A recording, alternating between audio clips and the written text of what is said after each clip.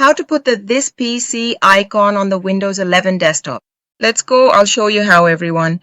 You'll start by right-clicking on the desktop. Go ahead and click. Now you're going to click here on the Personalize option. This personalization menu will open up. In this menu, scroll down. You can scroll down and then click here on the Themes option. Click on Themes. After clicking on Themes, scroll down once more. You can scroll down and here you'll see the Desktop Icon Settings option. You just click on this option and that's it. Here you have the option to choose some icons for your desktop.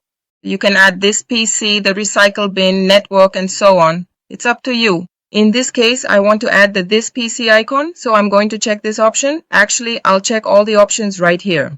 Done. I've checked them. Now you just need to apply it. Click Apply, click OK, and you'll see that the icon will appear here. Since I checked other options here, the control panel, network, the folder, and this PC have also appeared, okay? So that's how you do it. I hope I was able to help. If I helped you, don't forget, help me out too and subscribe to the channel.